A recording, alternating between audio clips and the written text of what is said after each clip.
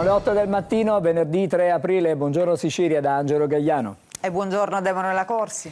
Da te Emanuela arriviamo fra pochissimo con la lettura dei quotidiani regionali, ma intanto c'è la cronaca per cominciare questa nostra mattinata. Ieri a Catania un tentato femminicidio, un uomo di 55 anni che, noto alle forze dell'ordine, ha accoltellato in strada l'ex moglie, 3 i fendenti inferti e adesso la vittima è ricoverata in gravi condizioni all'ospedale Cannizzaro. Stanno indagando i carabinieri in cerca dell'aggressore che è fuggito a piedi.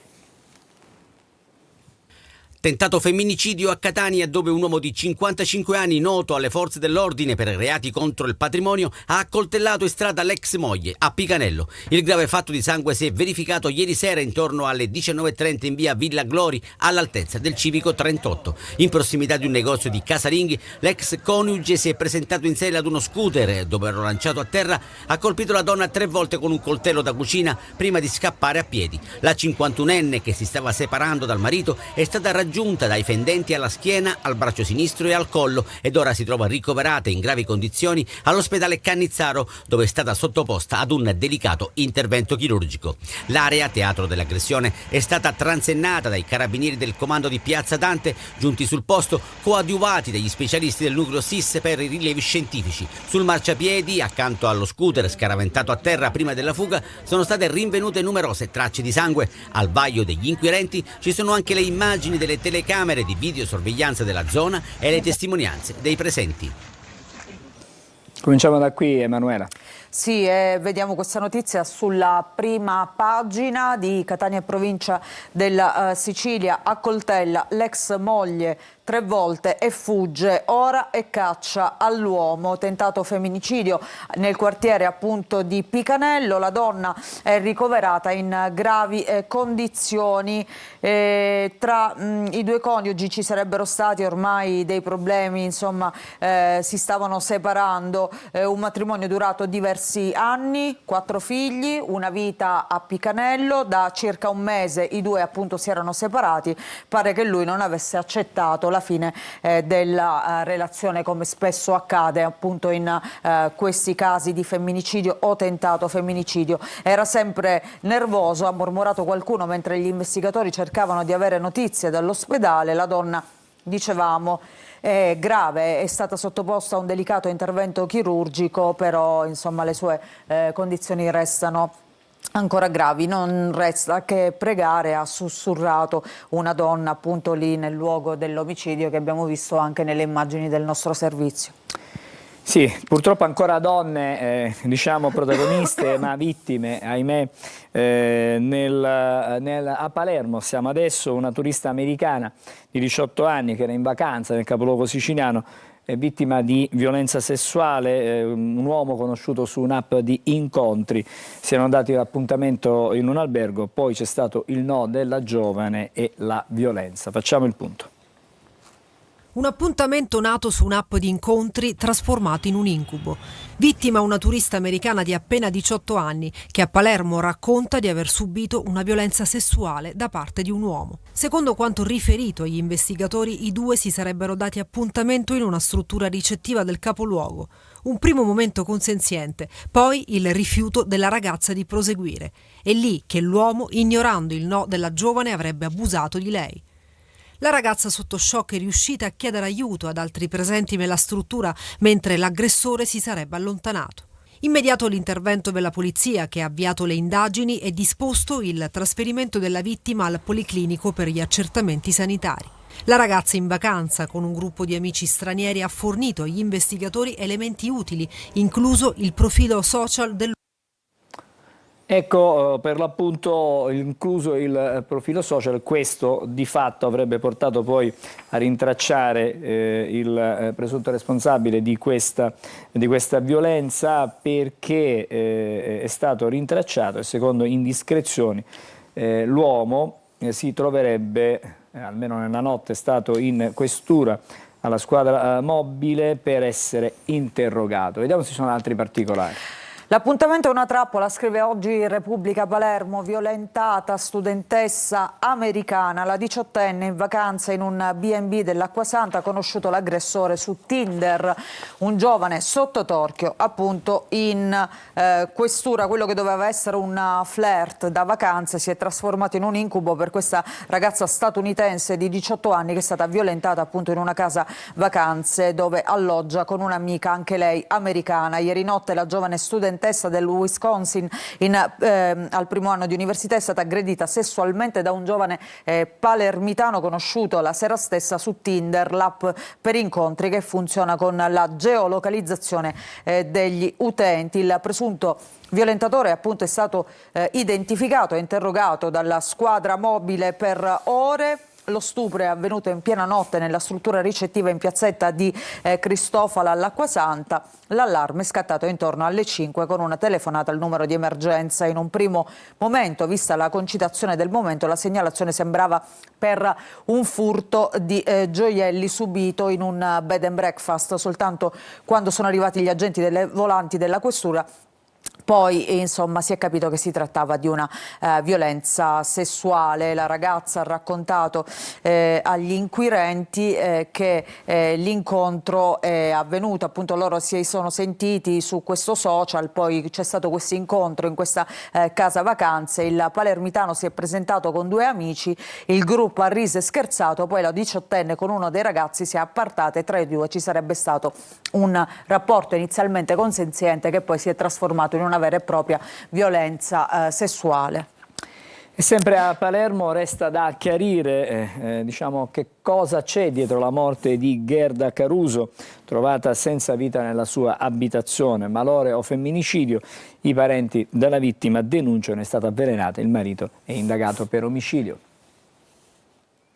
Un giallo che verrà probabilmente risolto nella giornata di domani tramite l'autopsia. È mistero sulla morte di Gerda Caruso, 50 anni, trovata senza vita nella sua casa di via Maccionello, a 2 passi dall'ospedale Cervello a Palermo. Sul corpo, almeno dopo la prima ispezione del medico legale, non sarebbero stati riscontrati segni di violenza. Ma i familiari non credono a una morte naturale e accusano il marito, arrivando a parlare di un possibile avvelenamento. Non sappiamo le motivazioni per cui i familiari della presunta vittima possano aver ipotizzato un avvelenamento da parte del signor Greco. Sappiamo che ci sono stati in questi anni molti dissapori tra le 2 famiglie e sul corpo non sono stati ritrovati segni di violenza, per cui l'ipotesi di avvelenamento potrebbe essere l'unica plausibile. Gli avvocati della famiglia Caruso hanno invece inviato una nota in cui sostengono che la querela è stata presentata esclusivamente con l'obiettivo di ottenere risposte chiare e complete in merito ai fatti. L'esecuzione dell'autopsia, aggiungono, comprensiva degli esami tossicologici, rappresenta pertanto un atto dovuto e necessario affinché la giustizia possa seguire il proprio corso. Gli investigatori hanno sequestrato il cellulare dell'autotrasportatore e acquisito la documentazione sanitaria della donna che soffriva di diabete e di problemi cardiaci. È vero giallo questo, vedremo che cosa succederà e che esito darà l'esame autoptico. Sì, vediamo sulla Sicilia, la donna trovata morta in casa, vogliamo solo sapere la verità, queste le parole dei genitori appunto di Gerda Caruso, il marito, mai mi sarei aspettato queste accuse, lui si difende, dice io appunto non c'entro nulla con la morte di mia moglie. Poi andiamo a vedere sempre questa notizia anche sulla Gazzetta. No, scusami Angelo, su Repubblica Palermo, la difesa del marito di Gerda, appunto sul mio conto soltanto bugie. Mai avrei immaginato che arrivassero a questo punto, che mi accusassero di un reato così grave. Sono devastato dal dolore e dalla rabbia per questa accusa infame, figlia solo dei pessimi rapporti che ho con la famiglia di mia moglie. Queste sono le parole appunto di Giuseppe Greco, il marito della donna di 50 anni che è stata trovata morta il 25 marzo scorso nella sua abitazione a Palermo. Lui è indagato per omicidio preterintenzionale dalla procura dopo la denuncia appunto dei suoceri che lo accusano di aver avvelenato la moglie. E adesso torniamo di nuovo in provincia di Catania, stavolta siamo a Mascalucia, vi mostriamo delle immagini che somigliano a quelle di un film, un bancomat preso di mira, l'esplosione, poi la fuga dei malviventi, il colpo fallisce, è scattato anche l'inseguimento dei carabinieri, c'è stato anche un arresto, ma vediamo queste immagini. Sembra quasi un film d'azione, ma è quel che è successo nella notte in un bancomat a Mascalucia, sotto l'occhio attento delle telecamere di videosorveglianza dell'istituto. Attimi concitati, il boato, poi la fuga e l'inseguimento a tutta velocità tra le strade della città, conclusosi con un arresto. Erano circa le 3 di notte quando un gruppo di 4 malviventi con il volto coperto, come vedete in queste immagini, ha tentato di far saltare uno sportello automatico in via Roma utilizzando la cosiddetta marmotta, un ordigno artigianale capace di provocare esplosioni violente. Ma il piano è fallito quasi subito. L'allarme alla centrale operativa ha fatto scattare in pochi istanti il dispositivo di controllo del territorio. Le gazzelle del nucleo radiomobile hanno subito intercettato uno dei veicoli in fuga, dando vita a un inseguimento serrato. La corsa si è conclusa in via Calvario, nel quartiere San Giovanni Galermo, dove il conducente, un 43enne di Francofonte, poi arrestato, ha perso il controllo dell'auto, risultata poi rubata. Sul posto anche artificieri e investigatori scientifici che hanno messo in sicurezza l'area e recuperato un secondo ordigno inesploso. Proseguono le indagini per individuare gli altri 3 complici. È un assalto particolarissimo quello che abbiamo visto ripreso dalle telecamere proprio dell'istituto di credito. Con questa tecnica della marmotta, questo metodo, e allora andiamo a vedere sulla Sicilia la fuga dopo il colpo al bancomat, scatta l'inseguimento, c'è un arresto, ma naturalmente si cercano anche i complici. L'esplosione col metodo appunto della marmotta in via Roma, erano almeno in 4, tutti col volto travisato, naturalmente uno indossava una tuta bianca. La telecamera installata nella filiale della Banca Agricola Popolare di via Roma a Mascalucia ha immortalato uno della banda della marmotta mentre introduceva all'interno dello sportello bancomat la scatola detta appunto marmotta piena di polvere pirica da cui usciva appunto la miccia. Dai filmati si nota uno dei malviventi accendere il filo provocando l'immediata esplosione. Qualcosa nel meccanismo quindi non ha funzionato e il colpo è fallito. I furfanti sono fuggiti a bordo di più autovetture, ma uno di loro appunto è stato preso dalla polizia. Sì, tanta cronaca stamattina fino a questo momento. Adesso parliamo di una protesta contro il caro voli. Ieri c'è stato a Catania un sit-in proprio all'aeroporto organizzato da studenti e lavoratori pendolari per protestare contro le tariffe che sono diventate esorbitanti delle compagnie aeree in occasione soprattutto delle feste, in questo caso delle feste di Pasqua.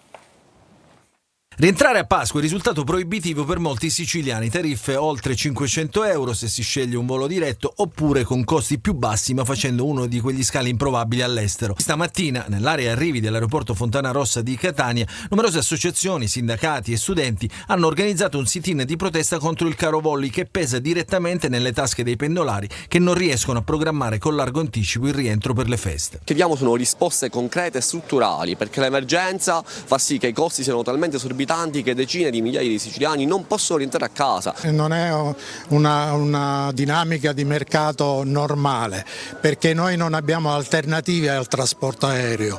Troppo spesso gli studenti, nello specifico i fuorisede, ma tutti gli studenti siciliani sono dimenticati. In questo noi siamo siciliani, siamo isolani ma siamo italiani e quindi abbiamo il diritto a poterci muovere nelle altre regioni d'Italia esattamente come tutti gli altri cittadini. Nel corso della manifestazione è stato infatti ribadito come il problema del costo esoso dei biglietti aerei da e per la Sicilia non possa essere affrontato con misure temporanee o emergenziali, ma richiede una strategia a lungo termine capace di incidere realmente pur rispettando le regole del mercato. Chiediamo soluzioni strutturali perché da questo punto di vista non si può neppure rinunciare alle risorse che vengono dalla Comunità Europea per destinarle alla difesa invece che investirle ancora di più nelle nostre energie che sono quelle delle giovani e dei giovani siciliani. Questo è un tema che abbiamo più volte trattato che al momento non vede soluzioni. e che puntualmente ritorna nei periodi delle festività, Natale, Pasqua. In questo caso andiamo a vedere la protesta come viene raccontata oggi dai giornali sulla Sicilia. Caro voli, stufi della speculazione che colpisce gli emigranti siciliani. Ieri all'aeroporto di Fontanarossa, coro di studenti, associazioni subito, soluzioni stabili, non emergenziali. Vediamo anche la Gazzetta del Sud. Caro voli, le vacanze negate, oltre 500 per tornare in Sicilia con il Sicilia Express. Ricordiamo ieri la protesta davanti all'aeroporto di Fontanarossa, è in atto una vera e propria speculazione sulla pelle degli emigrati siciliani, in gran parte giovani, studenti e lavoratori. Tra le proposte l'aumento del numero di voli con incentivi alle compagnie, servono appunto soluzioni strutturali. Andiamo a vedere su Repubblica, oggi c'è un'ampia pagina dedicata anche al turismo di questi giorni del periodo appunto pasquale. Vediamo Pasqua, Taormina crolla, Palermo resiste, il turismo a due facce, guerra e rincari, la Sicilia orientale registra un calo di presenze. Nella Perla il 30% di stanze libere, gli hotel abbassano le tariffe. Asia e Oceania i grandi assenti a causa di questa guerra, e prezzi a Siracusa il 15% di disdette. Federalberghi, il capoluogo, tiene bene. La Sicilia scelta come meta per le vacanze pasquali, anche se c'è un calo legato non solo al discorso dei prezzi, ma soprattutto alla questione guerra. E poi andiamo a vedere a pagina 3, vacanze siciliane in agriturismo, vincono gli spostamenti brevi. L'associazione di strutture extra alberghiere, siamo all'80% di prenotazioni, la riscoperta delle case di villeggiature. Sempre sulla stessa pagina però si parla del rovescio della medaglia, appunto la protesta contro il caro voli, contro chi vuole venire in Sicilia non per fare le vacanze ma semplicemente per rientrare e passare la Pasqua con i parenti, una speculazione sui fuori sede. Vediamo la prima pagina di Repubblica. Palermo. Apertura, si torna a parlare di questa inchiesta che scuote l'università, progetti truffa e posti ai parenti. L'indagine della Procura europea svela il sistema di favori e soldi attorno al professore Arizza, il ruolo chiave dell'imprenditore Fabrizio e il laboratorio scientifico di Lipari usato come set. E poi la politica siciliana. Il PD al centro di possiamo dire momenti di fibrillazione. Il PD siciliano in udienza, il congresso dei veleni sarà deciso in tribunale. C'è un ricorso contro la riconferma di Barbagallo come segretario regionale del Partito Democratico. E poi la saga dei Cuffaro, a Raffadali si candida la nipote dell'ex governatore. Vediamo qui la notizia che abbiamo visto prima, che abbiamo approfondito, effetto guerra sulla Pasqua, ma a Palermo il turismo tiene. Poi la cronaca, contatto su Tinder, poi l'incontro, una turista viene violentata. Si parla anche della famiglia nel bosco in chiave siciliana, una storia decisamente diversa da quella che abbiamo raccontato per settimane, perché qui dietro queste persone ci sarebbe un santone e lo vediamo in questa foto. Mark Coppicar, che è stato arrestato a Cefalù, la vita con Scianti tra droghe e abiti neri. Oggi una testimonianza che viene raccontata appunto su Repubblica. E poi parla il marito di Gerda, bugie su di me. Vediamo ancora nel taglio basso per il calcio l'intervista a Sabatini, l'ex DS della Palermo, le mie liti con Zamparini, su Inzaghi ho fatto un errore. Vediamo la prima pagina del giornale di Sicilia. C'è questa notizia che è molto interessante: ex province paga ai presidenti. All'Ars la legge per attribuire un compenso a chi guida i liberi consorzi. E poi il PD, la guerra finisce in tribunale, partito diviso, c'è un ricorso contro l'elezione di Barbagallo. Roma che prova a mediare. Anche qui la turista americana, sono stata violentata, ha raccontato appunto ai poliziotti, era in una casa vacanza a Palermo, il presunto responsabile in questura è stato interrogato. La prima pagina della Sicilia di oggi Vediamo a Catania, ecco la notizia anche in prima pagina, lite in strada, accoltellata dall'ex marito, adesso la donna è grave, quindi il tentato femminicidio di Catania. Vediamo anche qui la protesta di ieri contro il caro voli a Fontanarossa, ieri la protesta contro il costo dei biglietti aerei, vietato volare, questo è il titolo della Sicilia. E poi andiamo a vedere invece nel Nisseno, dopo Niscemi, frana a Sutera, già 6 famiglie lasciano la casa. E allora andiamo a vedere all'interno questa notizia, territorio fragile, anche Sutera sprofonda, 6 famiglie evacuate, dissesto idrogeologico appunto in provincia di Caltanissetta. Grazie Emanuela, fra poco leggeremo insieme a te i quotidiani nazionali, ma intanto stamattina apriamo una finestra, un collegamento con la Polstrada, la Polizia Stradale, compartimento della Sicilia Orientale. Siamo nella sala operativa di Catania. Buongiorno ad Ottone Giovanni Varazzo, che è responsabile proprio della sala operativa. Buongiorno e ben trovato. Buongiorno dalla sala operativa compartimentale della Polizia Stradale di Catania. Situazione del traffico complessivamente regolare lungo le principali autostrade della Sicilia orientale. Si segnalano invece rallentamenti e traffico intenso sulla tangenziale di Catania in direzione Siracusa e sulla diramazione della 18 dallo svincolo di San Gregorio verso Catania Centro. Rallentamenti anche sulla strada statale 121 Catania-Paternò tra Piano Tavola e Mister Bianco in direzione Catania. Nessuna criticità sulle restanti arterie. A causa delle piogge previste nell'arco della giornata si raccomanda la massima prudenza alla guida. In vista delle festività pasquali, con l'aumento degli spostamenti, rinnoviamo l'invito alla massima prudenza. Cintura di sicurezza sempre allacciate, anche sui sedili posteriori, distanza di sicurezza sempre adeguata e niente cellulari alla guida senza dispositivi viva voce. Particolare attenzione anche al consumo di alcol. Mettersi alla guida dopo aver bevuto compromette la lucidità e i tempi di reazione, aumentando il rischio di incidenti. È quindi fondamentale adottare comportamenti responsabili. La Polizia Stradale sarà presente con controlli intensificati su tutta la rete viaria. Dalla sala operativa compartimentale della Polizia Stradale di Catania è tutto. Auguri di una serena Pasqua e buon viaggio a tutti.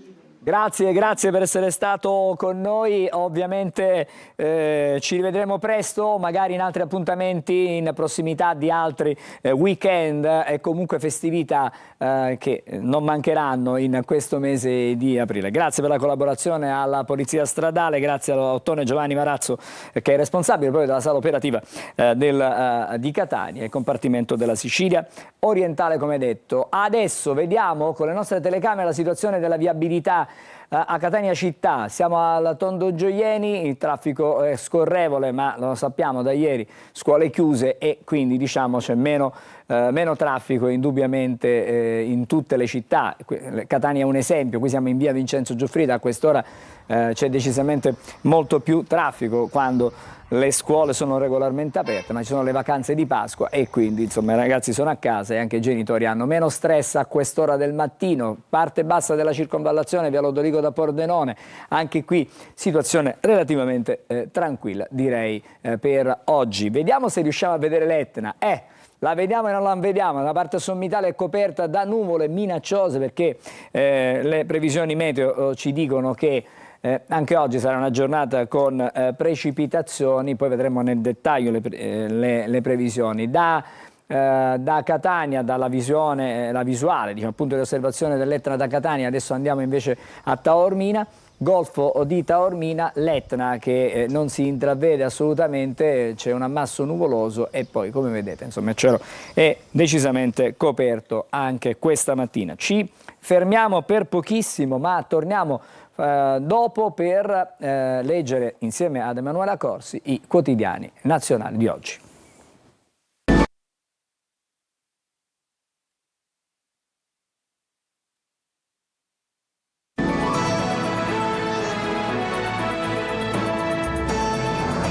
Di nuovo insieme, buongiorno Sicilia, adesso da Emanuela i quotidiani nazionali. Tantissime le notizie oggi sui quotidiani, ma soprattutto sulle prime pagine. Lo vediamo intanto sul Corriere della Sera, intanto nel taglio alto ovviamente la guerra in Iran con le parole forti di Donald Trump, riporto l'Iran all'età della pietra.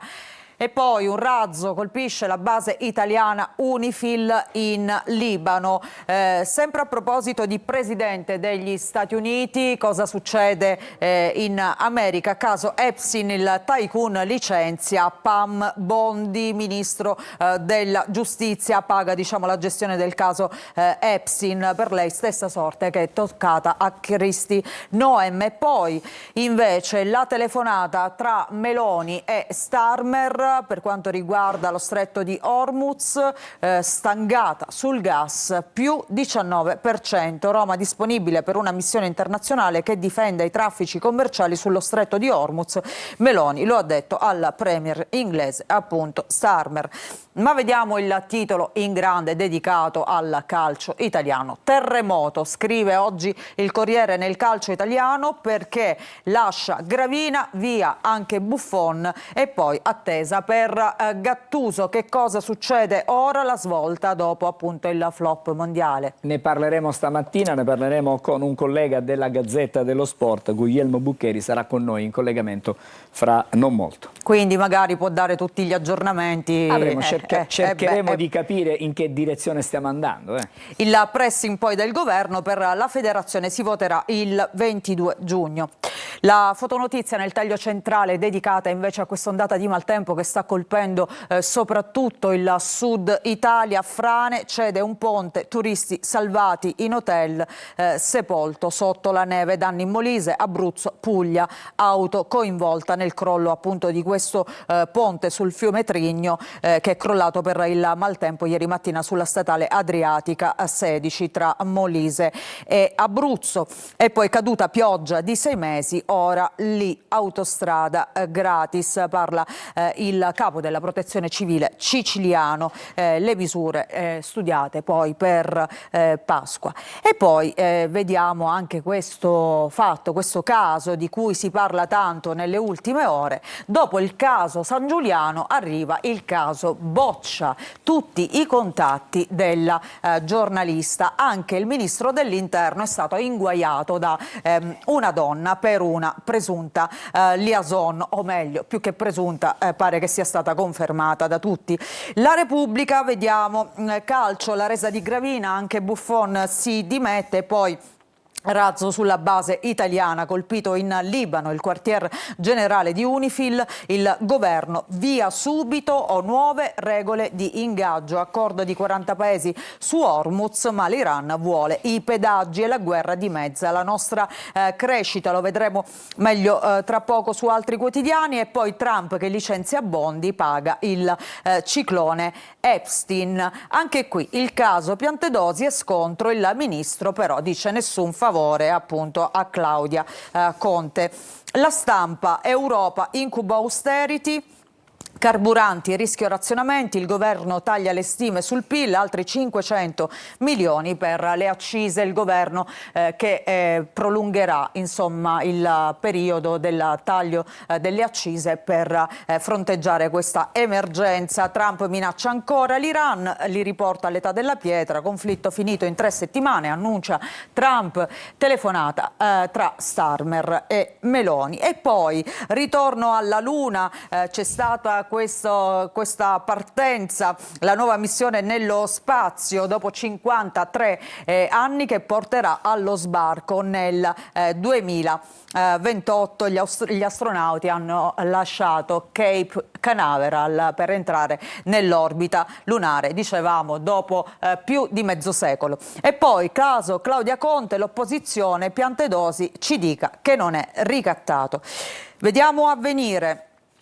Leone XIV, unità e pace nell'ora oscura della storia, le parole del Papa nelle celebrazioni del Giovedì Santo, colloquio con l'ex custode che ha curato le mediazioni di stasera, e poi Patton, una Via Crucis con luci e ferite di terra santa. Vediamo nel taglio centrale: l'economia trema, dopo le parole confuse di Trump torna l'incertezza sulla durata del conflitto in Iran e si infiamma la crisi energetica. Standard & Poor's dimezza le stime sull'Italia per Panetta e shock. La coalizione di 40 paesi intanto invoca la riapertura immediata di Hormuz, razzo sulla base UNIFIL in Libano. Questo per quanto riguarda appunto il conflitto. Il Sole 24 Ore, vediamo appunto meglio queste notizie. Europa a rischio recessione tecnica, Trump gela i mercati, ancora 2 o 3 settimane di conflitto, ridurremo l'Iran all'età della pietra.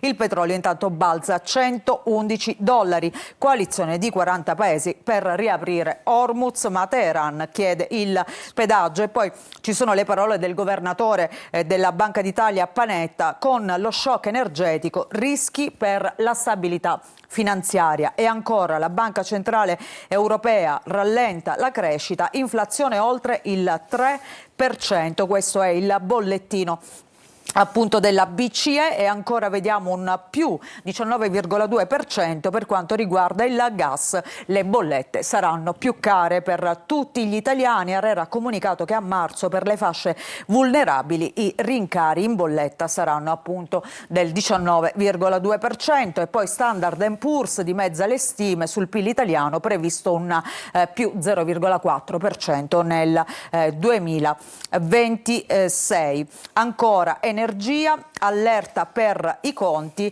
sconto delle accise al 1° maggio. Ieri vertice di maggioranza a Palazzo Chigi sul DIP, nel decreto copertura esodati 5.0. Vertice di maggioranza ieri a Palazzo Chigi sul documento di finanza pubblica, mentre è atteso oggi in Consiglio dei Ministri il nuovo decreto taglia accise che allungherà, come dicevamo, i tempi della riduzione di 24,4 centesimi sui carburanti dall'8 aprile sino al 1° maggio, e con la copertura per gli esodati di transizione 5.0.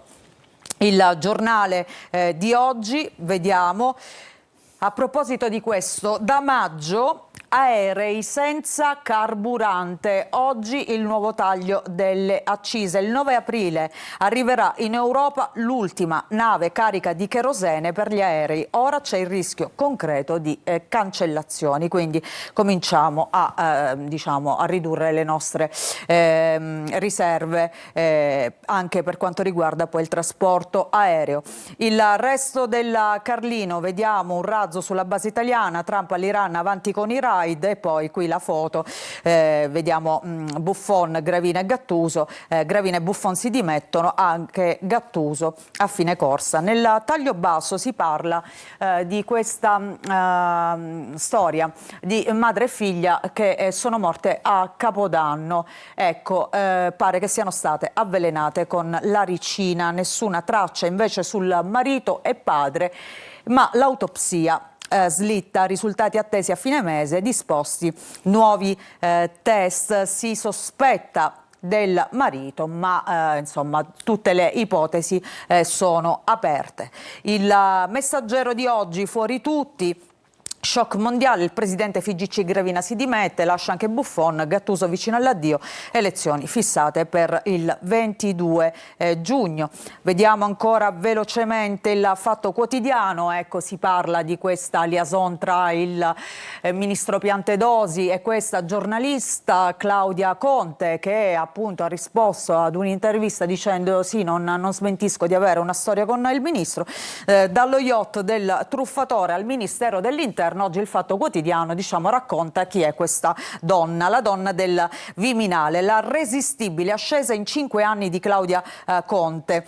Subito prima di mettersi con Piantedosi è per ora confermato da Meloni e company, quindi Meloni che blinda appunto il ministro. E poi parla il politologo Tarchi: il ministro è stato inopportuno, i sospetti di favoritismi sono inevitabili. E poi c'è un viaggio che fa oggi Il Fatto nel piccolo comune in Ciociaria, da dove proviene appunto la Conte. I suoi compaesani ad Aquino, portò qui Vannacci, diceva di conoscere Crosetto, una donna insomma che in questi anni si è mossa parecchio, soprattutto nell'ambito politico della politica italiana, vantando molte conoscenze importanti. Il secolo XIX, il caso Piantedosi agita il governo, l'opposizione deve chiarire, chiesto l'elenco degli incarichi a Claudia Conte, il ministro mai favoritismi e la fiducia rinnovata da Meloni. E poi c'è questa prima pagina del Riformista che insomma è anche simpatica, perché i Conte tornano, anzi in questo caso, e vediamo tutti i Conte del momento. Da un lato appunto Claudia Conte, poi c'è Giuseppe Conte, il leader dei 5 Stelle, che potrebbe essere il prossimo anche leader di questo campo largo, e poi Conte che potrebbe ritornare, è uno dei papabili che potrebbe ritornare sulla panchina della nazionale. Quindi i 3 Conte di cui si sta parlando in queste ore, diciamo sicuramente per motivi diversi. Un caso Boccia al cubo, dietro Claudia c'è una regia per colpire Meloni, si chiedono in tanti. Giuseppe di Lotte di Ristorante si ripropone come leader antigoverno, Antonio ritorna sulla panchina della nazionale, chi si rivede? Vedremo. Tra poco sapremo qualcosa in più. Cerchiamo di sapere qualcosa in più. Grazie allora Emanuela, con te ci ritroviamo fra poco. Adesso facciamo una breve sosta e poi il primo ospite della mattinata. Parleremo diciamo della Pasqua, non vi svelo nulla, però sarà una dolce Pasqua.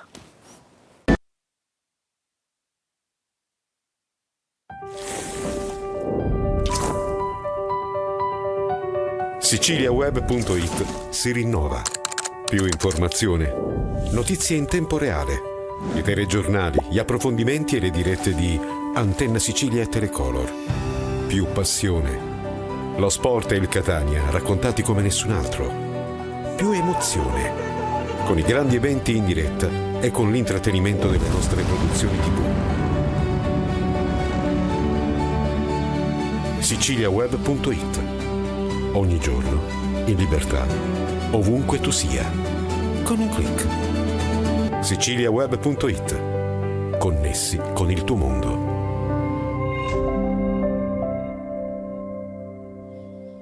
E allora eccoci di nuovo in studio. Vedete, in un angolo del vostro televisore l'abbiamo già svelato, c'è un uovo di Pasqua. Buongiorno per essere con noi a Santo Gianrusso. Buongiorno. In rappresentanza questa mattina del CONPAET, cioè che è la Confederazione Pasticceri Italiani. Allora, parliamo di dolci pasquali, di tradizione a tavola, ma in questo caso voglio dire c'è una tradizione nel tempo, perché abbiamo 2 esempi di dolci tradizionali di tantissimi anni fa. Sì.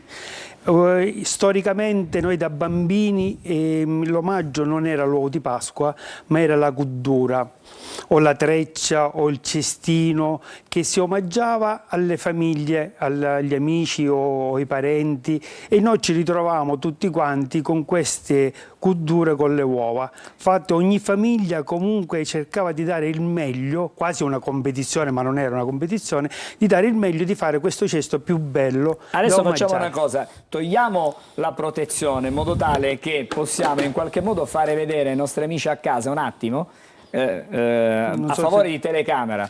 Adesso lo facciamo vedere, la telecamera, se andiamo così magari Francesco Gigante ci può mostrare quello che è veramente uno, eccola qua, la stiamo vedendo in questo momento, eccola così, questa è la classica cuddura con l'uovo. Esatto. Questa è la versione, diciamo, maxi. Maxi, esatto. Sì, perché c'era di farlo con più uova per essere più bella, per essere più caratterizzata. E magari c'erano famiglie numerose, no? Esatto, e allora si regalava... erano tantissime le famiglie numerose. E poi la cuddura piccolina. Questo lo possiamo richiudere, così sì. lo richiudiamo così. Teniamo anche, diciamo, alla alla genuinità, alla fragranza. E questo è quello piccolino. Questo è singola. È singolo. Oh, benissimo, perfetto. Questo diciamo... Un oggetto proprio piccolo. Era un pensiero pensierino che si scambiavano, Esatto. ma non solo i parenti, credo anche i vicini di i casa. soprattutto i vicini di casa. Soprattutto I vicini di casa erano quelli che poi... Io non mangiavo quello che faceva mia mamma, ma mangiavo quello che facevano i vicini di casa. Insomma, a casa non erano tanto felici probabilmente. Poi però... Man mano che andiamo nel tempo, poi inizia la pasticceria, incomincia ad essere l'agnello con i fruttini fatti. E vediamo con se lo questo... possiamo mostrare anche. Adesso il nostro Francesco Gigante ci dà la possibilità di mostrare a voi, adesso con un'altra telecamera staccherà, vediamo se possiamo fare, casomai togliamo, ecco qua, eccolo qui. E questo è il cestino con l'agnello? Con l'agnello, dove c'è sempre la tradizione, comunque parliamo sempre di una cosa religiosa, l'agnello pasquale, segno di pace, e di questi fruttini fatti così messi e si omaggiava questo cestino. Questi frutti sono di? Marzapane. Oh. Marzapane, tutti i fruttini di marzapane. Bellissimo, anche questa insomma una bella... Cioè, ci riporta indietro nel tempo. Sempre. Poi però c'è stata anche l'evoluzione, no? Certo. Poi... A un certo punto è arrivato il progresso, sono arrivati i dolci, quelli che oggi noi conosciamo come i dolci di Pasqua, cioè la colomba e l'uovo. Esatto. Ma infatti la colomba comunque già da parecchi anni si fa la colomba tradizionale con i canditi d'arancio, comunque prodotti siciliani, noi siamo nel nostro territorio. E poi prendiamo l'uovo. L'uovo poi ha preso forma inizialmente solo con cioccolato al latte e cioccolato fondente. Oggi ci sono varianti a non finire, ma oggi si pensa che questo è l'omaggio invece della cottura. Si regala l'uovo. Si regala l'uovo. In varie forme, ma si regala l'uovo. Allora, io volevo parlare con lei, che insomma è dentro questo mondo, di come in qualche modo negli ultimi mesi, nell'ultimo anno e mezzo, soprattutto per l'uovo di Pasqua, c'è stata un'incidenza forte dell'aumento del cacao, perché il costo del cacao è lievitato in maniera esponenziale, anche se nell'ultimo periodo è ridisceso. Sì, perché c'è stato un periodo di produzione bassa, per cui le fave di cacao si sono ridotte tantissimo la quantità, per cui il prezzo è sbalzato. Non bastava il cioccolato per assorbire tutte le esigenze che c'era. Adesso sembra che un po' si è riassettata e sembra che si è ripreso un po' l'equilibrio. Le chiedo, io non sono diciamo un esperto, ma per fare un uovo come quello che stiamo vedendo, quanto cacao serve? Ma là serve almeno, come cacao, almeno mezzo chilo di cacao. Mezzo chilo di cacao, quindi insomma è già... Poi ci sono le percentuali, sono i zuccheri, poi ci sono gli emulsionanti. E quindi insomma la materia prima incide tantissimo. Su quello che poi il prodotto finito. E la manodopera. E la manodopera, certo. Cioè, quella è fondamentale. L'arte del pasticcere è quella che crea poi opere come... Certo, ma questa è la differenza tra l'industria e gli artigiani. L'artigiano comunque è quella cosa che ci tiene ad avere un'alta qualità del prodotto e di costruire un dolce. Questo uovo che tipo di impegno porta? Quanto tempo serve per fare un uovo come questo? Allora, un uovo di questo qua ci va almeno un'oretta e mezzo, 2 ore, perché si fa la camicia, poi c'è il secondo passaggio, poi la chiusura, poi si deve asciugare, poi si deve decorare, si deve incartare, c'è un bel po' di lavoro. Siamo alla colomba adesso, adesso ci sono colombe di tutti i tipi. Sì. Ci sono le colombe, un po' come il panettone per Natale, no? Però... Teniamoci sempre all'originalità. Abbiamo la colomba tradizionale, quella classica. La classica. Questa è una colomba artigianale. Classica. È una colomba artigianale che ha necessità di un po' di tempo di lavorazione in più rispetto all'uovo. Sì. Qua andiamo alle 24 ore di lievitazione e poi dopo la lievitazione... Adesso vediamo di mostrarlo un po' più nel dettaglio la colomba, grazie al nostro Francesco. Eccolo qui, la stiamo vedendo, questa è la colomba tradizionale, quella classica, non ci sono dentro... Torniamo sempre alla tradizione. Non ci sono creme, non esiste. Non c'è assolutamente nulla. Allora, dicevamo 24 ore? Sì, passano 24 ore fin quando il prodotto è pronto, perché dal primo impasto alla lievitazione della notte, il rinnovo dell'impasto, poi va lievitato, infornato, ma dopo che viene infornato va lasciato a testa in giù per tutta la notte. Questo perché? Perché come è carico di grassi, se io esco dal forno ritorna indietro E quindi si deve... Allora, mettendo la testa in giù, rimane... si occupa tutto lo spazio, si l'aria solidifica... se la prende tutta e quindi l'indomani mattina la rigiriamo e rimane perfetta. Quindi da questo punto di vista diciamo che... E poi rimane che da quando è cotta passeranno 4-5 giorni per la maturazione dei lieviti per essere consumata, perché allora non sa di niente. Ecco, insomma, stiamo scoprendo insomma, quanto lavoro c'è dietro per arrivare poi a un prodotto finito, quello che poi consumiamo a tavola.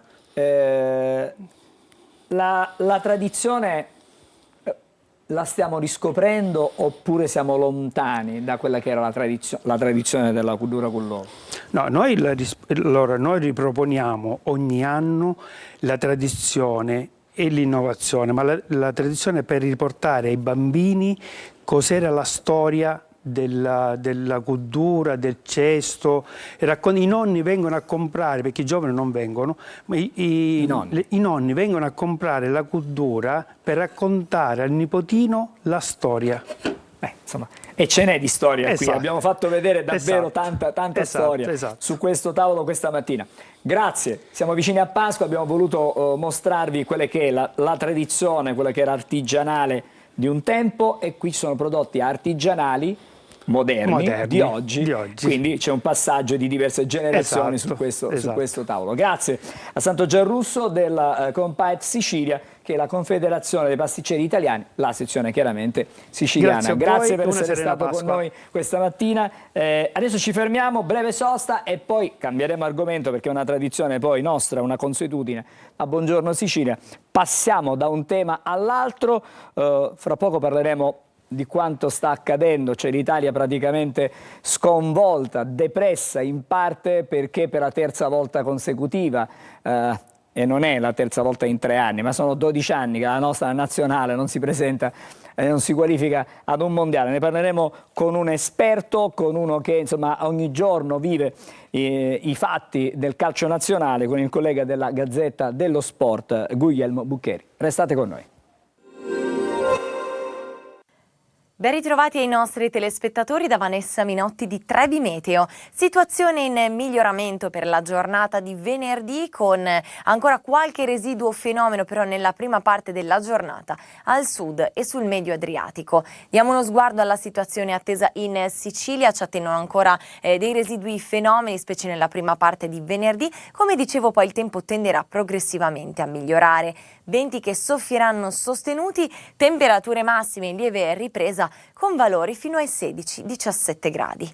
Per quanto riguarda poi la giornata di sabato in Sicilia, non mancheranno delle schiarite con un po' di nuvolosità di passaggio e ancora la possibilità di qualche residuo isolato piovasco. Ventilazione che tenderà progressivamente ad attenuarsi con mari calmi o poco mossi. Temperature massime fino ai 18-19 gradi. Per tutti i dettagli vi invito a scaricare l'app di Trebi Meteo. Bentornati a Buongiorno Sicilia, abbiamo già anticipato il tema di questo segmento di trasmissione, è la crisi azzurra, ma più che crisi è un fallimento. L'Italia è depressa, l'Italia che ama il calcio ovviamente, l'Italia sportiva. Per parlare di questo abbiamo questa mattina con noi Guglielmo Buccheri, buongiorno. Buongiorno a tutti voi e grazie dell'invito. Grazie a te per essere con noi, per aver accettato questo nostro invito, collega della Gazzetta dello Sport. Guglielmo, è un fallimento, ho detto prima, ma è un fallimento non la partita con la Bosnia, è un fallimento che parte da lontano. Sì, è un fallimento, io penso, senza temere di essere smentito, che è il fallimento peggiore, no? Il momento peggiore della nostra storia calcistica, perché ricordavate prima da studio che sono 12 anni che non andiamo al mondiale, la terza volta. La prima fu uno shock, però fu la prima, mi riferisco all'avventura finita male con Giampiero Ventura, scusate il gioco di parola, nel 2017 con la Svezia, però la volta precedente era lontanissima nel tempo perché era il 58, quindi fu, diciamo, una novità, una triste novità. La seconda con Roberto Mancini e la Macedonia del Nord, l'eliminazione per insomma, il mondiale del Qatar, dove non andammo, comunque eravamo campioni d'Europa in carica da 8 mesi. Questa, diciamo, sia inaspettata, ma soprattutto è una questione legata proprio a un fallimento di sistema. Io sono d'accordo con la riflessione che facevi da studio prima, nel senso che spesso poi noi ci concentriamo sull'aspetto tecnico, no? Un calcio di rigore, una partita giocata bene o male. In realtà quando siamo di fronte a situazioni del genere, più che una sconfitta tecnica è una sconfitta politica. Da qui poi infatti quella polemica, no? Fortunatamente, tra virgolette, di poche ore sulle dimissioni o no di Gravina, le parole nella notte di Zenica in Bosnia subito dopo la sconfitta, rimediate diciamo ieri dal passo inevitabile, il passo indietro del presidente della federazione. Quindi adesso inevitabilmente ci stiamo concentrando tutti sui nomi, il nome del commissario tecnico, sono le cose che arrivano più direttamente, no? Agli appassionati, ai tifosi, però bisognerebbe e bisognerà ripartire finalmente, diciamo, è la grande occasione, no? Da queste situazioni si dice spesso che in un momento di crisi così estrema è l'occasione da non sprecare per poter ripartire in maniera completamente diversa. Guglielmo, ti chiedo scusa se ti interrompo. Le dimissioni di Gravina, le dimissioni di Buffon, ma diciamo, sono la punta dell'iceberg. Probabilmente serve, e lo dicevi prima tu, lo accennavi in qualche modo, serve un cambiamento radicale nell'approccio anche dal calcio giovanile. Noi non abbiamo più grandissimi campioni, i nostri campioni del passato, cioè Baresi per fare un nome, Baggio per farne un altro, Bruno Conti, insomma sono tutti giocatori simboli, Giancarlo Antonioni, insomma ce ne sono tanti, ma sono tutti del passato, non abbiamo più un grande calciatore made in Italy ormai da decenni. Sì, questo è, io guarda, se posso faccio un brevissimo parallelismo con una situazione meno, tra virgolette, drammatica di quella, sportivamente parlando, di quella che stiamo vivendo in queste ore, e penso al 2010 quando uscimmo con le ossa rotte dal mondiale in Sudafrica. All'epoca, non so se vi ricordate, ci fu il tentativo, no, di portare in federazione Roberto Baggio, di portare appunto molti campioni del passato, lo stesso Arrigo Sacchi, e ricordo che Arrigo Sacchi ebbe l'idea molto concreta e produttiva di creare l'Under 15. Ora, sembra un tecnicismo, però lui sosteneva che i nostri ragazzi, noi a quell'epoca in Italia non esisteva la rappresentativa giovanile Under 15, quindi noi perdevamo almeno 2 anni di competitività con quello che accadeva magari in Francia, in Inghilterra, in Germania. Quello sembrava un po' la nostra ripartenza, no? In realtà poi si è sgonfiato tutto nel giro di pochissimo tempo, Baggio è andato via e quindi io credo che più appunto, come dicevo prima, del concentrarsi sul trovare la ricerca di un commissario tecnico, tra l'altro ad esempio una mia personalissima idea, potremmo anche ritornare a valorizzare quelli che erano i commissari tecnici cresciuti e nati all'interno della federazione, no? Dai vari Vicini, i vari Maldini, lo stesso Bearzot, perché comunque noi a livello di scuola, di allenatori, siamo all'avanguardia, no? La scuola di Coverciano, siamo presi da modello, da esempio, quindi a volte si va a cercare, no? Conte, Allegri, Mancini, però ecco, io credo che magari una strada potrebbe anche essere quella di ridare peso e importanza a chi cresce, che conosce la federazione fin dall'inizio. E dico questo perché credo che in questo momento ci voglia anche l'onestà, chiamiamola banalmente onestà intellettuale, di avere una prospettiva di un orizzonte più ampio, che non sia quello di arrivare alla Nation League di settembre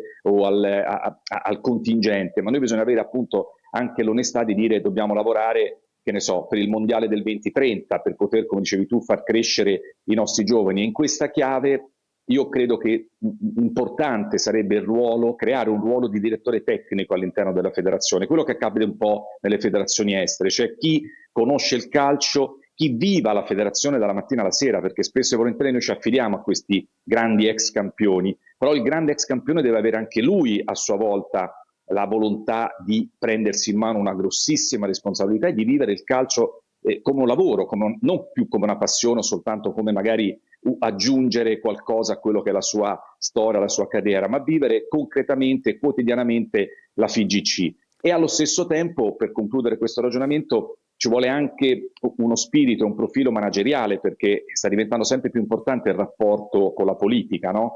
Lo stesso Gravina, con tutte le colpe che può avere, però almeno su questo tasto batteva in maniera molto molto insistente, cioè bisogna trovare un personaggio, da cui magari il profilo di Malagò, chi più esperienza dell'ex presidente del CONI e della Fondazione Milano Cortina, che possa trovare quei canali per ottenere magari dalla politica penso agli sgravi fiscali per gli investimenti, al fondo per gli stadi. Ora noi abbiamo la grande opportunità di ospitare e di organizzare insieme alla Turchia l'Europeo del 2032, il decreto crescita, l'1% del diritto d'autore delle scommesse. Comunque è tutto, ora mi verrebbe di dilungarmi ancora, c'è tutto un insieme di cose che fanno sì, appunto, come dicevamo all'inizio, che quando ti trovi di fronte a queste situazioni non può essere esclusivamente Pio Esposito che sbaglia o non sbaglia un calcio di rigore, ma è una questione legata a un aspetto di sistema e quindi anche politico. Guglielmo, volevo fare una riflessione con te, una da un punto di vista del modello, se sei d'accordo. Cioè, noi abbiamo in Italia tantissimi allenatori. Tu hai fatto riferimento ad un diciamo, direttore tecnico che possa indicare poi la strada tecnica da seguire. Ma non sarebbe il caso che tutte le nostre nazionali, a cominciare dalla prima, quella giovanile, all'ultima, giocassero tutti con lo stesso modo di gioco, con la stessa ideologia, nel senso che così i ragazzi che poi magari fanno la trafila e arrivano in prima squadra possono in qualche modo ritrovarsi anche nella prima squadra e non devono stravolgere il loro modo di giocare. Quindi fare crescere questi ragazzi con un'idea ben precisa. Ma questo è fondamentale. Questo diciamo che seppur diciamo così, a livello embrionale fino a un certo punto, comunque questa idea c'è, perché noi abbiamo ad esempio un coordinatore di tutte le nazionali giovanili con un nome e cognome, Maurizio Viscili, che fa un lavoro pazzesco, anche perché se quando è arrivato Sacchi a noi mancava l'Under 15, adesso manca diciamo quel passaggio poi per il salto definitivo, perché se andiamo a vedere l'Under 17, l'Under 19, cioè sono ragazzi campioni d'Europa, quindi diciamo mai, cioè questo è un paradosso pazzesco, perché non andiamo al mondiale da 12 anni, però mai come in questo periodo storico i nostri giovani, e parlo appunto come dicevo prima a livello di Under 17, Under 18, Under 19, siamo vice campioni del mondo Under 20, quindi a quel livello c'è quella voglia. Il problema poi nasce nei club. Ad esempio, un aspetto che può sembrare tecnico, ma bisognerebbe trovare una norma che sostituisca l'abolizione del vincolo sportivo, perché altrimenti il vincolo sportivo non c'è più, ma così i nostri diciamo, talenti finiscono all'estero. Potremmo citarne decine di esempi. E io raccolgo la tua giustissima riflessione legandola anche ai club. Cioè io credo che nei club bisognerebbe affidarsi, ora mi viene in mente, magari qualcuno se lo ricorderà, il vecchio maestro Sergio Vatta, no? Da lì a scendere, cioè bisognerebbe prendere degli allenatori e dirgli tu per 20 anni, 30 anni sarai e lavorerai con i giovani. Purtroppo oggi chi viene nei club a livello giovanile pensa poi, detto in maniera sintetica, a fare carriera, quindi da lì nasce il 4-4-2, il 3-5-2, la voglia di ingabbiare questi ragazzi dentro gli schemi. E da lì perché? Perché devi vincere il campionato in modo tale che poi magari dalla primavera arrivi in prima squadra non appena si crea una crisi a livello superiore, parlo dal punto di vista tecnico. Quindi io credo che è quella la grossa ferita nostra, è quella che poi disperdiamo il valore, il talento dei nostri ragazzi. Perché? Perché poi le nazionali arrivano fino a un certo punto, pur vincendo. Nei club, perché noi parliamo e ci riempiamo la bocca del Como, ma il Como nella rosa a disposizione di fabbrica ha soltanto 2 italiani che non giocano mai. Poi è chiaro che ruba l'occhio il Como, la realtà, il Lago Dorato, che bello il Como in Champions.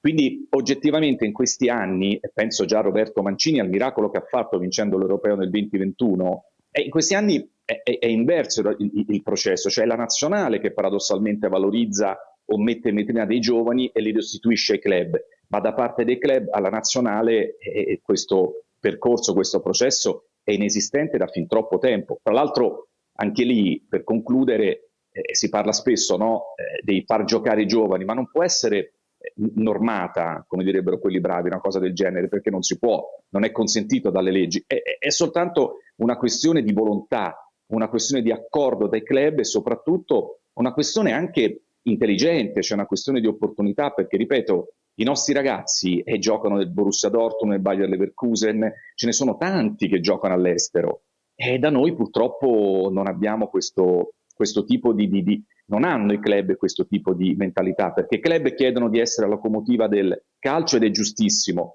però ragazzi Gattuso non ha avuto un giorno in più per preparare la nazionale, non dico che se l'avesse avuto saremmo andati al mondiale, ma se torniamo indietro di 4 anni e voi lo avete vissuto da vicino, essendo Palermo la sede di quella triste partita con la Macedonia. Se ben ricordate, Roberto Mancini convocò i giocatori e fece mezzo allenamento perché il campionato non si fermò. In Turchia il campionato si è fermato 10 giorni e oggi la Turchia di Montella è in Qatar, avendo vinto la semifinale e la finale playoff. Dico questo perché la nazionale di Mancini è stata un pochino un unicum, no? Ma era una nazionale fondata sull'armonia, notti magiche, si era creato tutto un clima, quel gruppo dopo un periodo di tempo in cui non aveva lavorato insieme, si è presentata a Palermo e sembravano dei ragazzi che si conoscessero, si stessero conoscendo in quel momento. Guglielmo, prima di lasciarti, una riflessione. Il 22 giugno potrebbe rappresentare un giorno diciamo di rinascita, di svolta, di un cambiamento nel movimento calcistico. Insomma, gli occhi sono tutti puntati a questa data. Ma io penso, me lo auguro, ora come immagino se lo augurano tutti, non sarà facile perché quello che manca, io ero a Zenica, no? E subito finita la partita sentire quelle dichiarazioni dettate anche dalla poca lucidità, non ho dubbi, il discorso con gli altri sport e dilettantismo che lo stesso poi ex ormai presidente Gravina ha specificato ieri, no? Dicendo che non voleva dare quel messaggio sbagliato oggettivamente. Però quando io parlo di strategia, cioè si sapeva quando si parla di essere dei statisti, anche se nel calcio, perché il calcio poi è la cosa che appassiona tutti, è la cosa più importante sotto certi punti di vista, tu dovevi presentarti dicendo io mi faccio da parte, ma questo è il candidato unico, questo è il programma, questo è il vice, questo è... Cioè, si sa che potevi uscire, non è che il calcio è una scienza esatta, no? E quindi dico questo perché mi auguro di arrivare al 22 giugno con un candidato unico, con una condivisione, però non sarà facile perché, tornando al ragionamento iniziale, comunque la politica va in una direzione, anche se non ha potere se non di vigilanza o di moral suasion sul calcio, e le componenti, c'è chi si aspetta appunto che l'espressione del Presidente federale sia come negli ultimi anni dai dilettanti, dalla Lega Pro, perché come sapete poi alla fine il peso di ogni componente è diverso, no? Perché la Lega Serie A è passata dal 12 al 18%, ma non può eleggersi il Presidente da sola, e meno male per certi aspetti. Dall'altra parte i dilettanti hanno il 34%, quindi è tutto un gioco che mi auguro, anche perché voglio dire, peggio di così onestamente, se non è adesso il momento per dare una svolta, un significato, un senso, ragazzi, tra poco Sinner o Kimi Antonelli, il calcio viene sorpassato, perché alla fine a furia di subire queste mazzate la passione un pochino si affievolisce. Grazie per essere stato con noi questa mattina, grazie a Guglielmo Buccheri che ci ha raccontato le vicende del calcio nazionale. Grazie davvero, buona Pasqua, visto che siamo vicini alla Pasqua. Grazie, una buona giornata e buon lavoro. Ci fermiamo ancora, breve sosta e poi saremo di nuovo insieme a Buongiorno Sicilia.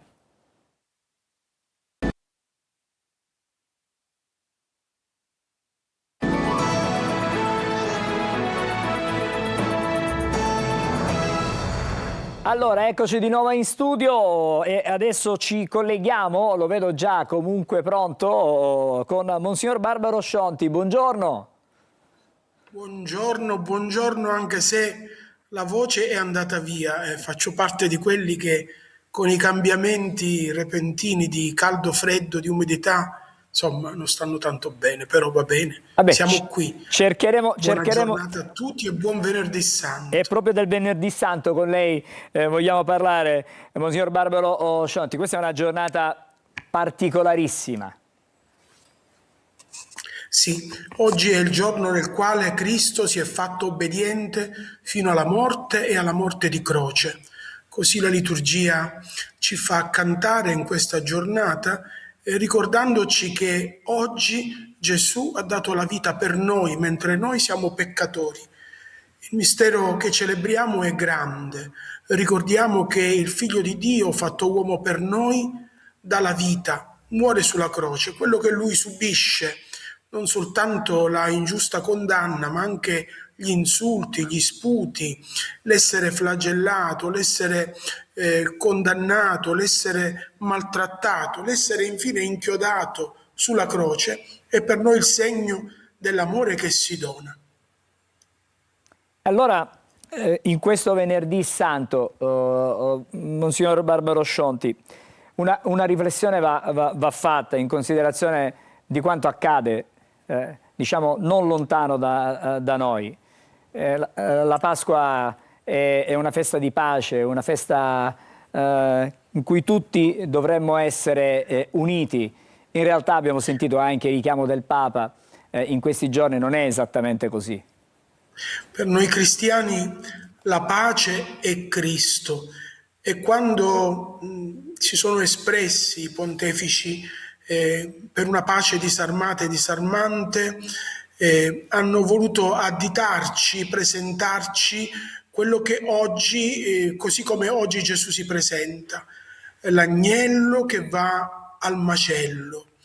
E sembra questa una stranezza per il mondo di oggi, che pensa di potersi salvare con le strategie, con la forza. Ci accorgiamo, mi pare che il Papa lo abbia detto ieri sera, che insomma c'è un mondo del quale i potenti si vogliono impadronire, ma tutto questo dall'altra parte trova Gesù, il quale si presenta disarmato, e in maniera disarmante oggi alle 3 del pomeriggio ci dirà: Dio mio, perché mi hai abbandonato? Ci dirà ancora: ho sete, e alla fine ci dirà, senza dire nulla, il suo ultimo sospiro: ha dato la vita per noi. E questi giorni che ci accompagnano poi alla Pasqua sono dei giorni per chiaramente il mondo cristiano, chiaramente di profondo significato, perché ci fanno capire che c'è una vita oltre la morte.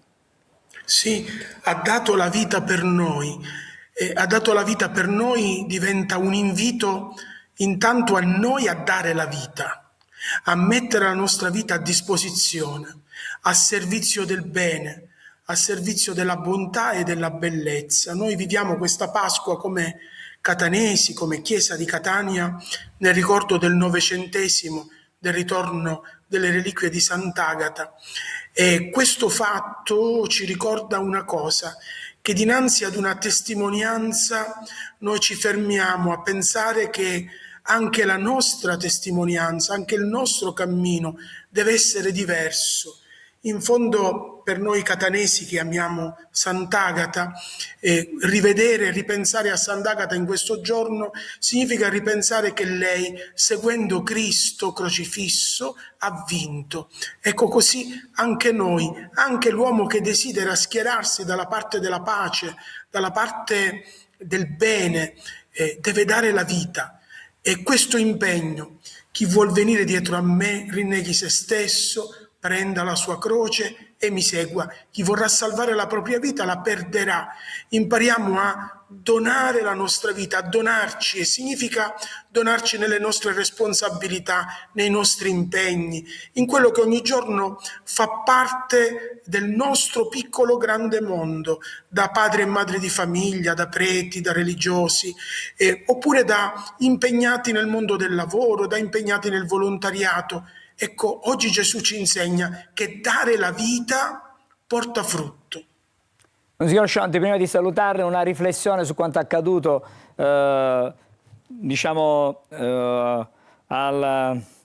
in Israele, insomma, quanto accaduto a Pizzaballa, a quello che è poi la voce del mondo cattolico in Medio Oriente. Fortunatamente tutto è rientrato. Sono situazioni molto grandi, e certamente il cardinale Pizzaballa, anche nel suo dire, è stato molto attento a trovare dei punti di unione piuttosto che quelli di divisione. È un momento di grande delicatezza. Certamente noi soffriamo con la comunità cristiana di Terrasanta, che non può vivere l'esperienza delle celebrazioni dei riti pasquali così come possiamo viverle noi. Sentiamo profondamente il disagio di quella comunità, siamo loro vicini, e per questo in questa sera del Venerdì Santo, celebrando i riti del Venerdì Santo, un pensiero andrà sempre alla alla terra di Gesù. C'è una esperienza che si chiama Colletta pro Terra Santa, cioè nelle nostre chiese, in questa celebrazione di questo pomeriggio, che non è una messa, è proprio la celebrazione della passione del Signore, in quel momento si fa una raccolta per aiutare le comunità ecclesiali, la comunità ecclesiale di Terra Santa. Ecco, non è soltanto un gesto di dare soldi, ma significa anche la partecipazione alla sofferenza di un popolo che custodisce i luoghi nei quali tutto quello che noi stiamo celebrando in questi giorni è avvenuto. Grazie per essere stato con noi.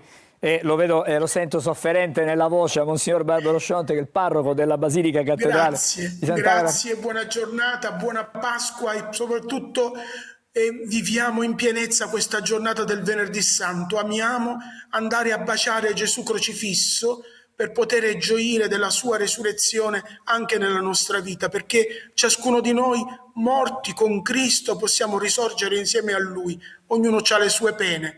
Ecco, da queste pene ci si rialza perché il Signore è con noi. Auguri, buona Pasqua. Grazie davvero, auguri anche a lei, Monsignor Barbaro Scionti.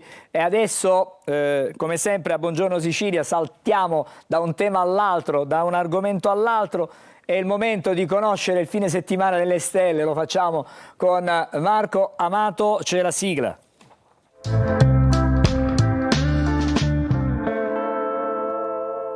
Buongiorno anche a te Marco, che cosa ci dici di questo fine settimana?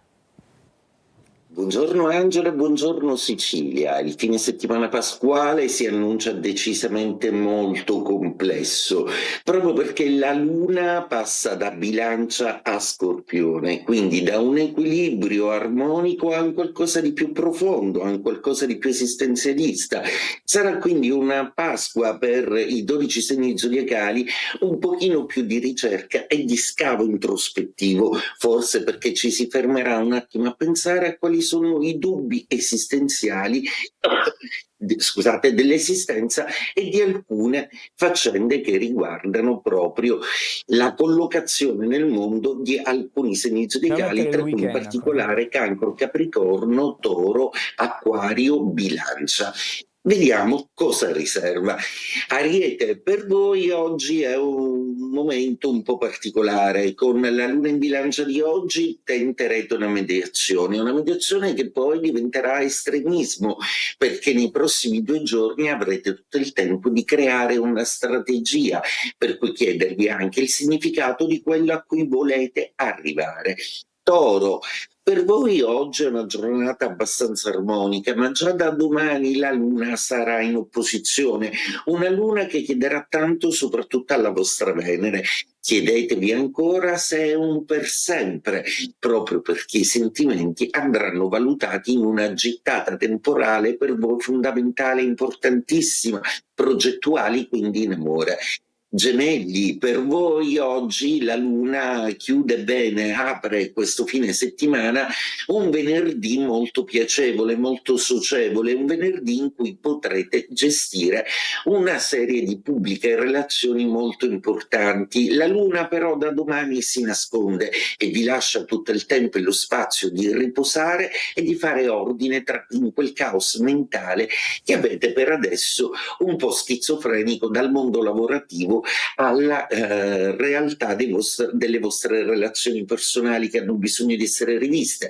Cancro, per voi oggi la Luna in Bilancia è un po' critica, ma già da domani sarà in Trigono, per cui da domani proverete di nuovo la sensazione di ricercare le cose importanti della vostra vita. In famiglia soprattutto si sviluppano dinamiche che credevate oramai un po' sopite. Risveglio quindi. Leone, per voi oggi la Luna porta consiglio, porta comunicazione, un po' di ironia. Domani e dopodomani sarà una Luna di quadratura, quindi un po' pigra, che vi metterà sicuramente il bisogno di riposare al primo posto, ma anche di riavere un rapporto interiore con voi stessi che avete un po' trascurato. Vergine, una Luna di prospettiva per voi, una Luna che inquadra le cose benissimo e che oggi fa il punto della situazione. ma che domani e dopodomani diventa assolutamente comunicativa, interiore e sarà disposta a eviscerare i vostri sentimenti in una maniera più filologica, più completa, bilancia. Protagonisti oggi di questo sabato, ma molto riflessivi in questa Pasqua che vi permetterà di mettere tutto in prospettiva. La luna in Scorpione sarà l'immagine dell'ordine che volete costituire nella vostra vita, di quella sicurezza che volete avere, di quei dubbi che non volete più che si ripresentino. Scorpione, a proposito di dubbi, lo Scorpione metterà in discussione un po' tutto quanto in questo weekend importantissimo, proprio perché la Luna nei suoi gradi quadrerà Plutone e si opporrà a Venere. Quindi se avete dubbi in amore è il momento giusto per esplicarli. Sagittario, una Luna molto intuitiva in questa Pasqua che vi rende assolutamente sensibili. La vostra voglia di rinascita fa il paio proprio coi significati della Pasqua, per cui scalpitanti e vogliosi di andare lontano troverete conferma nelle vostre emozioni. Capricorno, per voi oggi non è una granché bella giornata, mentre invece il weekend vi riserva comunione, squadra, amici, famiglia e una Pasqua all'insegna del vedersi con tutti gli affetti della vostra vita. Un po' nostalgici, ripercorrerete tutta una serie di sequenze negli anni. Acquario, per voi la Pasqua è un po' urticante proprio perché la Luna sarà 2 giorni in quadratura, quindi le vostre emozioni vi renderanno un po' prigionieri di uno schema a cui comunque dovrete sottostare. Fuggirete quando potrete, ma ottempererete ai vostri doveri familiari e affettivi come sempre. Pesci, per voi è una Pasqua meravigliosa, proprio perché 2 giorni e una luna di trigono sarà assolutamente splendida per ricomporre affetti, legami e soprattutto per riposare e fare anche un buon sonno. Detto questo, auguro a tutti una splendida giornata e buona Pasqua Sicilia! Grazie, buona Pasqua anche a te Marco, ci ritroviamo ovviamente martedì perché lunedì di Pasquetta non saremo in onda con Buongiorno Sicilia. Grazie ancora e adesso vediamo gli appuntamenti più importanti di questo fine settimana in Sicilia.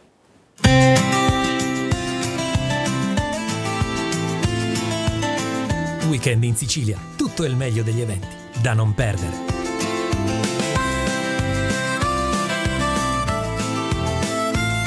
Sabato 4 aprile a Catania, la Villa Bellini ospita la caccia all'uovo di Pasqua. Iniziativa per bambini e famiglie tra giochi, dolci e solidarietà. L'iniziativa, di compagnia Curiosi Incanti, è ideale per chi cerca un evento all'aperto con un taglio festoso intergenerazionale nel centro della città. A Palermo, il primo appuntamento da segnalare è già giovedì 2 aprile, con una serata che unisce spettacolo, sensibilizzazione e fiaccolata alla Politeama Garibaldi. L'iniziativa è dedicata alla Giornata Mondiale della Consapevolezza sull'autismo e porta in città un momento pubblico molto visibile, pensato per richiamare attenzione e partecipazione.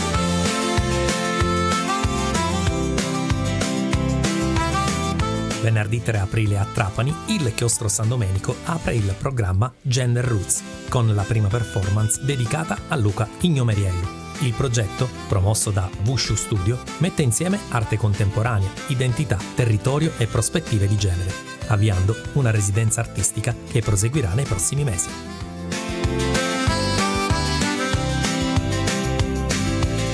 Tra gli appuntamenti del fine settimana c'è anche la tradizionale processione dei Misteri di Trapani, che parte venerdì 3 aprile alle 14.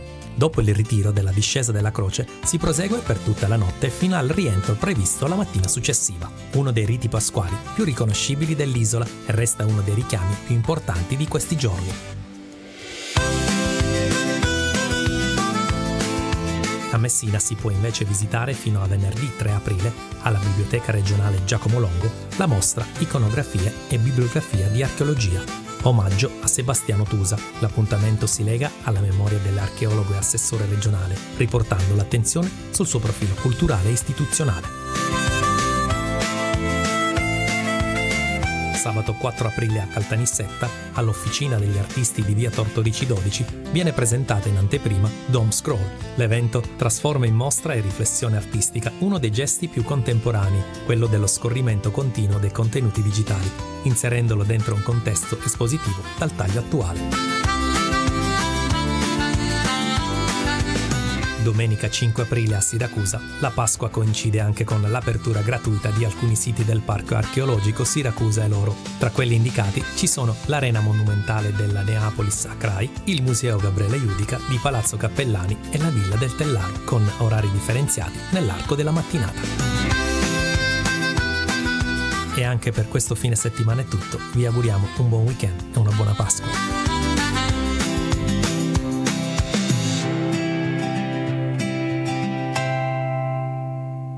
E prima di chiudere un altro passaggio dalla nostra Emanuela. Sì, velocemente siamo sulla pagina degli spettacoli di Repubblica. Oggi c'è un'intervista a Gianni Morandi che festeggia 60 anni dall'uscita della canzone C'era un ragazzo e lo fa con un tour proprio per celebrare questi 60 anni di successi. Oggi arriva Monghidoro, che è un nuovo singolo. Tra l'altro lui è proprio di Monghidoro, quindi una canzone dedicata al suo paese, scritta per lui da Giovanotti.